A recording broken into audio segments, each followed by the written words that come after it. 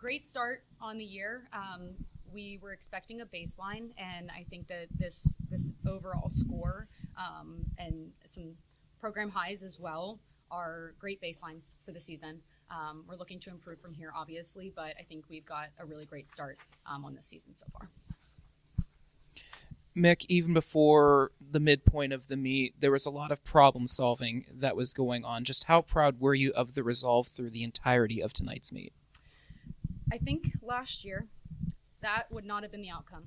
So we talk about the growth of the program, we talk about the development, and that we're hoping, soon to really feel like an established team.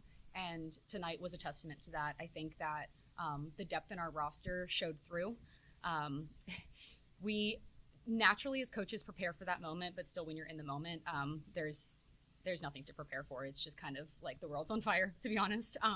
But we'd already problem solved before that. If a situation like that occurred, we would be ready to make adjustments and have people step in.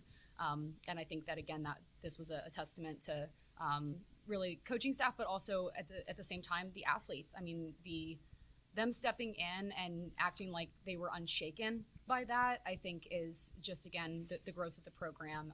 And I'm really proud of them. Yeah, Coach, during the halftime when Leah went out, there was a lengthy delay. You were figuring out where to slot her in for the aerial and then obviously the team event. Just take me through what was going on, what you were deliberating. Were you considering a full or partial substitution? What was all going on? So we can direct substitute. We were hoping to direct substitute Claire Piper. I know she was in here earlier. She was our direct substitute for our aerial pass, and she did an amazing job. Just trying to figure out whether or not it was going to be a direct substitution, partial substitution, and we were able to figure it out at the end of the day. So again, just really proud of them for stepping in and being able to understand our cues as well. That's not easy to do at all, especially when you have a change in team event. It's so silly, but when you think about it, their dance at the end, it's silly to replace the skills and everything. It's like that's the hard part, but the dance is the hardest because you have to know where to go and how to step in and do all the right moves, and they don't always practice that. So I was really proud of it. It didn't even look like there was a mishap, so really, really proud of that. Coach, there was the second heat of acro, those 6 elements. I believe at the start there was a miscue, but your team continued to go through the heats, and I think there was then another situation for West Liberty where they had that miscue. They were not able to complete it. Is that something you practiced in when you guys are practicing over the off season? If something goes wrong, continue to go through. Yes, we always talk about next play. We use that term often. I tell them that even through the meet, next play, not to be fazed by the moment and what happened, but next play, moving on to the next, whether it's a count or next skill that they're going to do. So they have that next play mentality, and they did hear my cue. I was like, get back up, jump back in there. But yes, they're definitely. Practice is not always perfect. So there are moments in practice where a rep doesn't go well and we say, here's how you're going to fix it. Here's what we're going to do if that happens. And they were able to pick that up and be able to still successfully execute it with really not a bad score. We don't start from a 10 there. So not even a bad score at the end of the day. Mick, we talked yesterday about the team event and the music and just the complete shift and how the team has shifted as the intensity of the music has shifted. Just how, in the moment, proud of your team are you that they're able to go from the understanding to now the attacking it? Yeah, I'm so proud. I think they're becoming aggressive in a way that they're able to let their passion show through. There's excitement behind what they do, but there's also purpose. And we really wanted the intention and the purpose behind all of the hard work that we've put into this to shine through today with a mix of joy. We wanted to at least let the fans see that, even the judges see that they're proud of what they're doing out there. And I think that definitely shone through today. Can you compare what it felt like a year ago today, the first ever meet, and now your year 2, meet 1? Yeah, I think that we've had a situation like this happen before. Last year it was not as smooth. So having it happen this year, I think everybody was just ready. We were ready, like, okay, what are we going to do? Are we going to problem solve? And they were handling it more of like, okay, I can step in, coach. I can do this, coach. They were all ready to step in and say, I can do this. And not everybody needed to step in all at once. We were still problem solving and figuring it out. But just to see the growth in the mindset, and we talked about that. I talked about that a little bit in the press conference yesterday. And definitely a change in mindset, that championship mindset, that we were not going to give up the fight at the end of the meet tonight. We easily could have. That meet could have swung in a completely different direction very quickly, and we could have lost this meet. And so to see them just come together, and it's tough when an opponent or when a player goes down because they want to be over there consoling her as well. But they were locked in and they were focused. They knew they had a job to do. And then, of course, we were able to console Leah at the end and make sure she still felt like a part of the team. Touch on the crowd support again, another strong crowd. Absolutely. Yeah, it's so exciting to see families, fans, administrators as well, everybody come out and watch what we've been working on. I mean, we spend hours in the gym.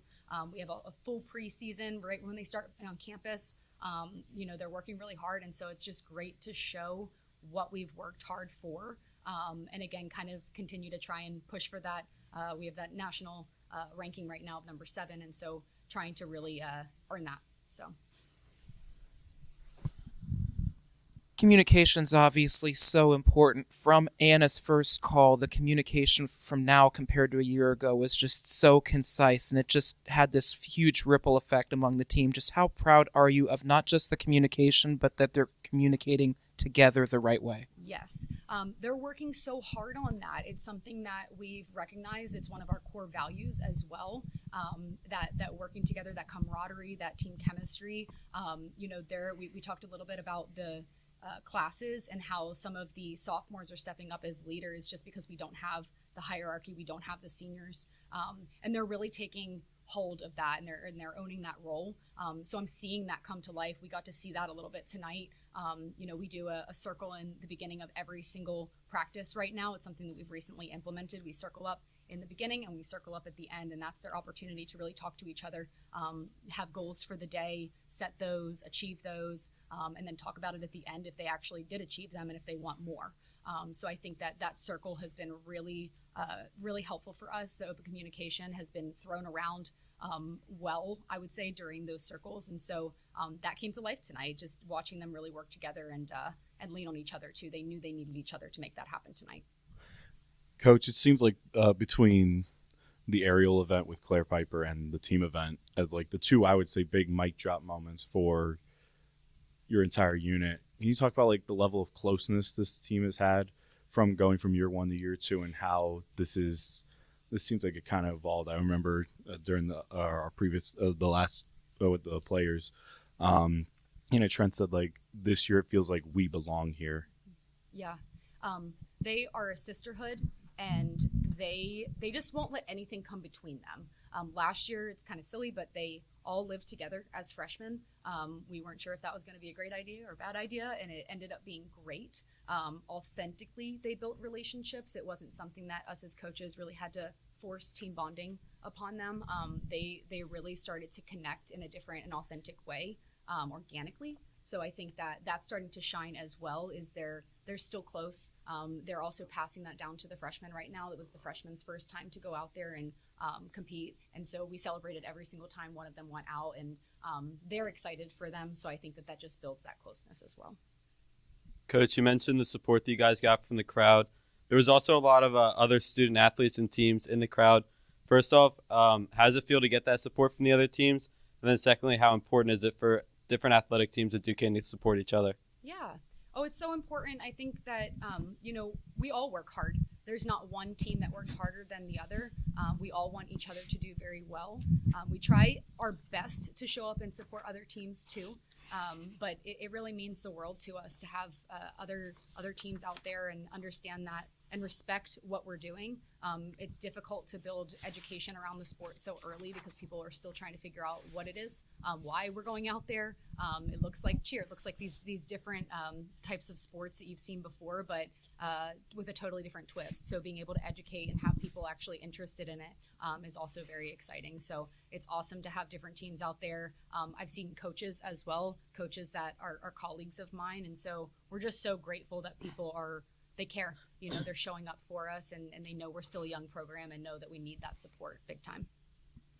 Let's see if I take Zach's question here on accident.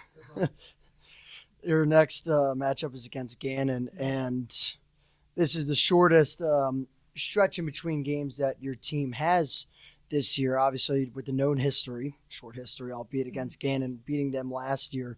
How's your team preparing for this road matchup? I think this specifically was a great starting point for preparation. Again, we wanted that baseline. I definitely wanted to see. We think things are going to score well, right? You go out into practice and you're like, wow, I don't really see anything there. Like, for instance, our Heat 1 in Acros, 9.9. I mean, that's huge. And there's 1/10. I got a heat summary at the end to figure out what that 1/10 is. So I'm hoping that it's a 10 the next time.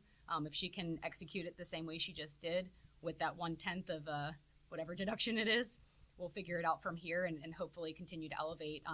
So, yeah, I think that this is the preparation right now. I think that we don't want to change everything, right? This is exactly what we're hoping to do. We can tweak some things here and there, but ultimately they have to feel confident. So those decisions, I would say, came to light in team event. The one fall that we did have, or the two, I would say, mess ups, were our replacement. Those were not things that we've been planning for or preparing for. That was a person stepping in for the first time, doing a very significant role in team event.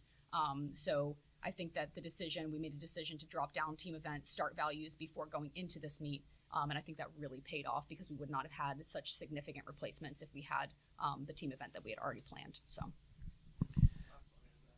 a year ago, we were talking about Sienna's tumble and Lindsay's tumble today, a 9.4 on a 9.55. Just what does that say about her ability as a freshman to be ready for that moment? And also, what does it say about those sophomores not just being leaders, but being mentors at the same time? Right. She was actually, and I noticed this, she was in the corner with her. Sienna was standing there in the corner with her. That is the pass that Sienna competed last year. We talk a lot about Sienna Johnson, just that she's kind of a star player for us. And I think that mentality makes a big difference. It's not just skill set, but it's how she can be selfless and be able to step up and cheer her on and know that, stepping back, I always say, like, you don't have to blow out someone else's candle to let yours burn brighter, right? So she can step away for a second and still cheer on her teammate and both of them be happy at the end of the day. So I think that team camaraderie and the way that she's already leading that way and being a role model, I think is going to continue to translate to the rest of the team. So that was a really big moment for Lindsay. I think that it shows the depth in our roster as well as we continue to recruit these incoming freshmen. We're trying to continue to change the game, continuing to try to elevate the standard. And so having a freshman like that step into a pass and be successful this early on, we're very excited about her future. All right. Good one, guys. Thank you. Yes, good.